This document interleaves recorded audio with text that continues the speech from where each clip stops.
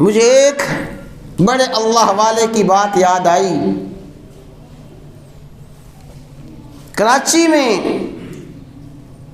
قدیم اکابرین میں ایک بزرگ گزرے ہیں، مولانا محمود الحسن رحمہ اللہ تعالی۔ ان کی ایک غیر مسلم کے ساتھ، ہندو کے ساتھ اسلام اور کفر کے حوالے سے بات ہو رہی تھی، تو اس غیر مسلم نے ایک عجیب سوال کیا۔ کہنے لگا، حضرت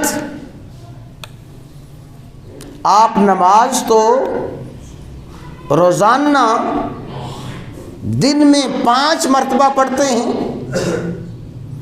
جبکہ روزے آپ سال بھر میں 1 مہینہ رکھتے ہیں،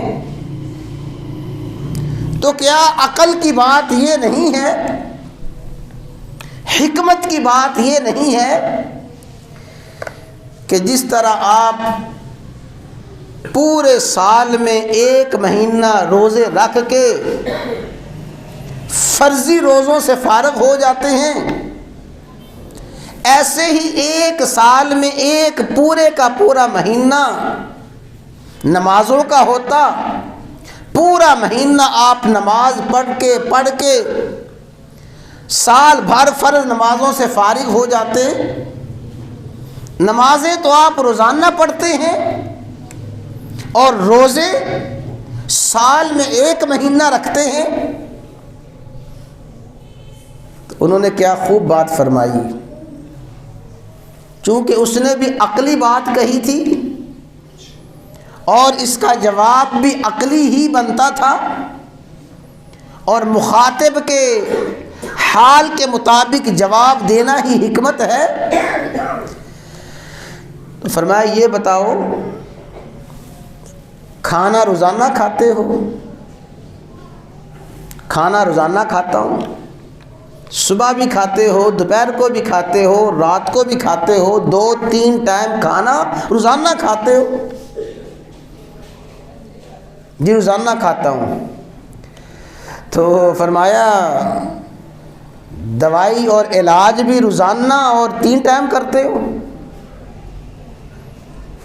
علاج اور دوائی بھی روزانہ لیتے ہو؟ کہنے لگا، نہیں جی، وہ تو جب ضرورت پیش آتی ہے، جب بیماری ہوتی ہے تب دوائی لیتا ہوں۔ تو فرمایا، اہل ایمان کی روحانی خوراک وہ نماز ہے، جس طرح خوراک مادی خوراک روزانہ دن میں 2-4 مرتبہ استعمال کی جاتی ہے، اس لیے کہ وہ خوراک ہے، یہ روحانی خوراک نماز ہے۔ بندہ مومن کی روح نماز کے بغیر بھوکی اور پیاسی رہتی ہے۔ اور جہاں تک روزے کا تعلق ہے، روزہ تو ہمارے لیے وہ علاج ہے، ہمارے لیے وہ دوائی ہے۔ جب ہماری روح امراض اور بیماریوں سے ملوث ہو جاتی ہے، روح بیمار ہو جاتی ہے، اللہ تعالی ہمیں رمضان نصیب فرماتے ہیں کہ اپنے روح کا علاج ماہ رمضان کی عبادات کے ذریعے کر لو۔ تو ماہ رمضان ماہ تربیت ہے،